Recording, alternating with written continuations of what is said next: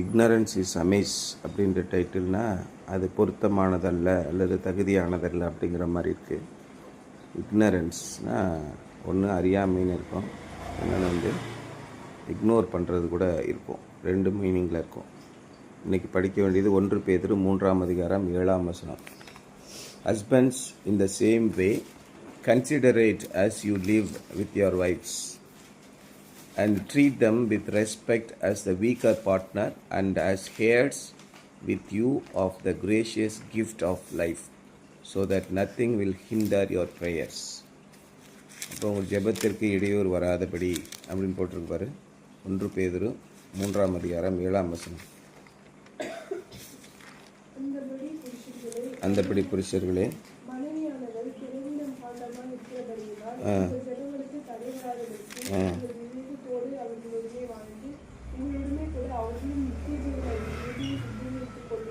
உங்களோட கூட அவர்களுடனே வாழ்ந்து உங்களுடனே கூட அவர்களும் நித்திய ஜீவனாகிய கிருபையை சுதந்திரத்துக் கொள்கிறபடியால் அவர்களுக்கு செய்ய வேண்டிய கணத்தை செய்யுங்கள். When someone asked Mrs. Albert Einstein if she understood Dr. Einstein's theory of relativity, she replied, "No, but I understand the doctor." Albert Einstein இருந்தார்ல, அவருடைய மனைவிகிட்ட போய் ஒருத்தர் கேட்டாராம், நீங்கள் இவர் ஆல்பர்ட் ஐன்ஸ்டீன் கூட வாழ்ந்துட்டுருக்கீங்களே, அவர் புதிதாக என்ன கண்டுபிடிச்சார்? ஐன்ஸ்டீன் என்ன கண்டுபிடிச்சார்? தியரி ஆஃப் ரிலேட்டிவிட்டி கண்டுபிடிச்சார்ல. அப்போது அந்த தியரி அப்படின்னா என்னான்னு தெரியுமா அப்படின்னு கேட்டார். அதுக்கு அந்த அம்மா சொன்னாங்களாம், அதெல்லாம் எனக்கு தெரியாதுங்க, ஆனால் அவர் யாருன்னு எனக்கு தெரியும் அப்படின்னு சொல்லி சொன்னாங்களாம். In my premarital counseling as a pastor, I often asked couples to write down the 3 things each one thought the other enjoyed doing the most. எப்பயுமே திருமணத்திற்கு முன்பாக அந்த திருமணம் செய்து கொள்ளப் போகிறவர்களுக்கு ஒரு கவுன்சிலிங் செஷன்னு ஒன்று இருக்கும். இருக்கும். அப்போ எப்படி இருக்குன்னா, முன்ன 2 பேரை கூப்பிட்டு வச்சு ஆலோசனை பண்ணுவாங்க. ஏன்னா ஒரே பகுதியில் திருமணம் பண்ணுவாங்க. 1800 பல 100 ஆண்டுகளுக்கு முன்பெல்லாம். இப்போ ஆப்பிரிக்காலேயும் இந்த பக்கம் ஐரோப்பாவிலையும் இருந்து சம்மந்தம் இல்லாமல் கல்யாணம் பண்ணுறாங்க. இந்தியாவிலேயே பல நாடுகளில் தூரங்களில் தள்ளி பண்ணுறாங்க. அப்போ அந்த நேரம் தனித்தனியாக கவுன்சிலிங் நடக்குது. அப்படி ஒரு கவுன்சிலிங் ஒரு கப்பல் கொடுக்கும்போது அவர் ஒருத்தர்கிட்டையும் கேட்டாராம், நீங்கள் ஒரு பேப்பர் எடுத்துகிட்டு எழுதுங்க.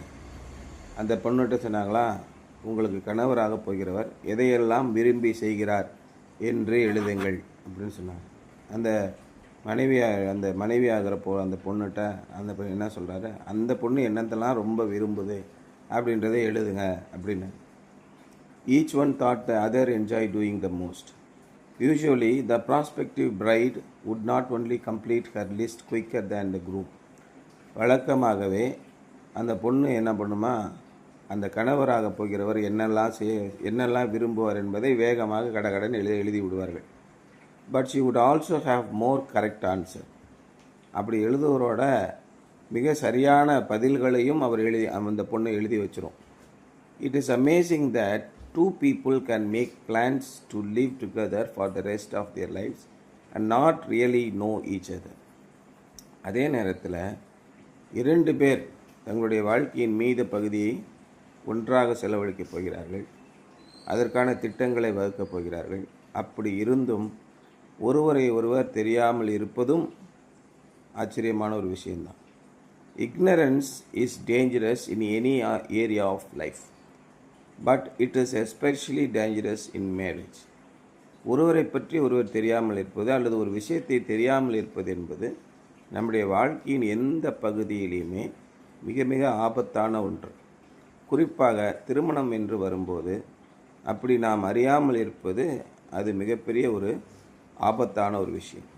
A Christian husband needs to know his wife's moods, feelings, needs, fears and hopes.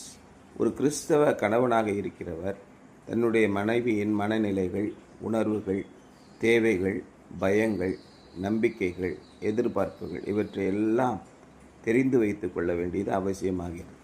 He needs to listen with his heart and share meaningful communication with her.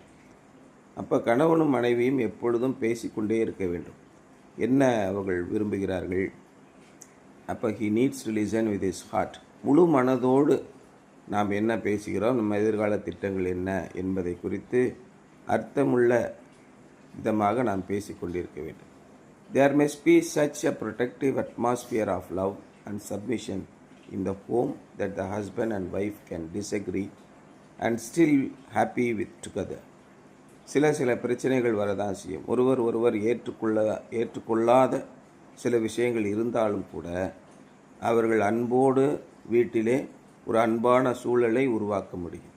When either mate is afraid to be open and honest about a matter, அப்பொழுது இருவரில் யாராவது ஒருவர் ஒரு உண்மையை சொல்ல பயப்படும் போது அல்லது நேர்மையாக எல்லாவற்றையும் பகிர்ந்து கொள்ள பயப்படும் போது the couple is building walls and not bridges.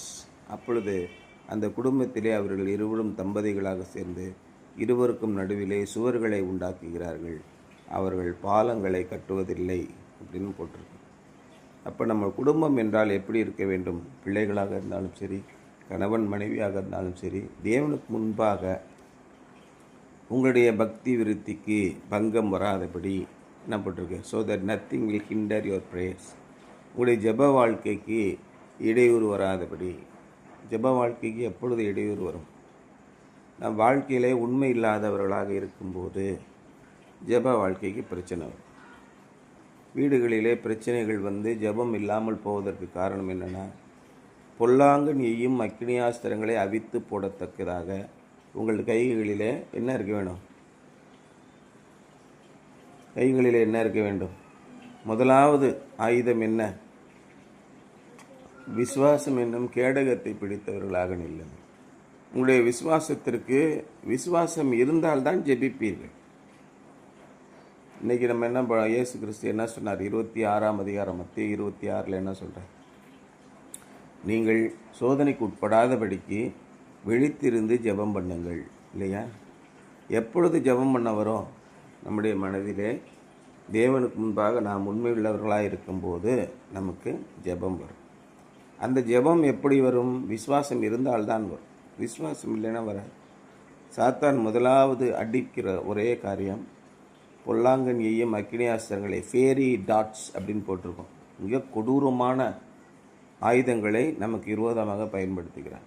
அப்பொழுது கணவன் மனைவிக்கு நடுவிலே, பெற்றோருக்கும் பிள்ளைகளுக்கு நடுவிலே மிகப்பெரிய பகைமையை உண்டாக்குகிறார்.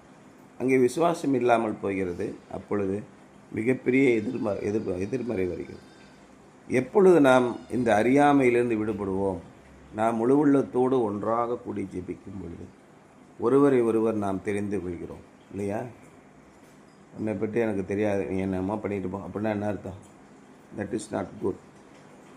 அப்போ ஒருவர் தெரிந்து கொள்ள வேண்டும். ஒருவருடைய தேவைகள் என்னதென்று தெரிந்து வேண்டும். ஒருவருக்கொருவர் நாம் உதவியாக இருக்க வேண்டும்.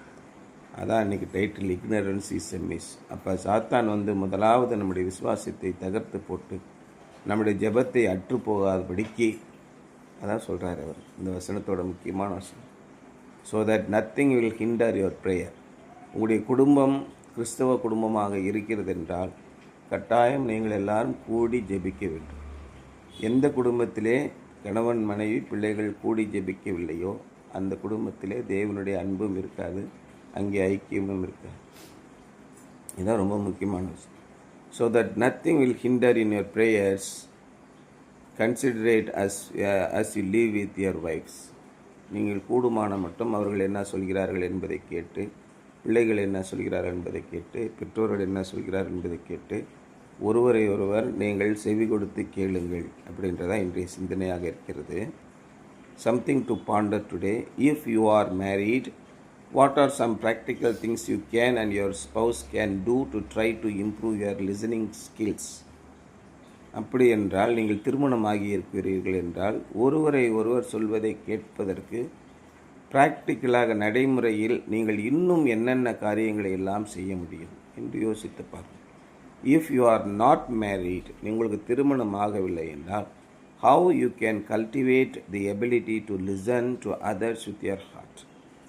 மற்றவர்கள் சொல்வதை உங்கள் முழு மனதோடு கேட்பதற்கான திறனை நீங்கள் எப்படி உங்களுக்குள்ளாக உருவாக்கி கொள்ள முடியும் என்பதை குறித்து யோசித்து பாருங்கள்.